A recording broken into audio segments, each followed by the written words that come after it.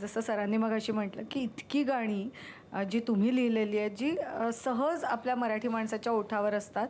असं एखादं तुम्हाला गाणं वाटलं का, की अरे लिहून टाकलं आणि मग वाटलं की अरे हे इतकं प्रसिद्ध झालं, लोकांच्या तोंडावर आहे, प्रत्येकजण गुणगुणतंय वगैरे, असं अनपेक्षितरित्या असा सुखद धक्का कुठल्या गाण्याच्या?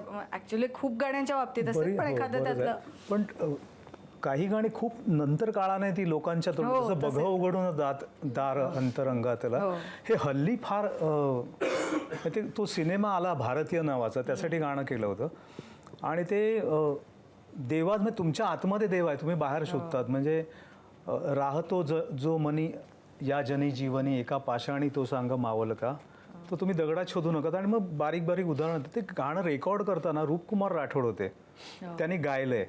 तर मला पहिली दाद होती की त्यांनी सगळं गायल्यावर मग माझी ओळख करून दिली की लिरिसिस्ट ही आपने लिखा है. मैं सोचा किसी संत ने लिखा है, उसको आप कंपोज कर रहे, असं ते अजयला म्हणाले. तर ही तेव्हा दाद होती. पण तो सिनेमा तितका न चालल्यामुळे ते मग सारेगमप वगैरे अशी ती मुलं गाऊ लागल्यावर लोक मला विचारायचे की हा कधी येणार आहे सिनेमा. तर ते गाणं तसं नंतर लोकांना. आणि आमच्या बाबतीत काय होतं की गाणं लिहितो तेव्हा सिनेमाचं स्क्रिप्टिंग सुरू असतं.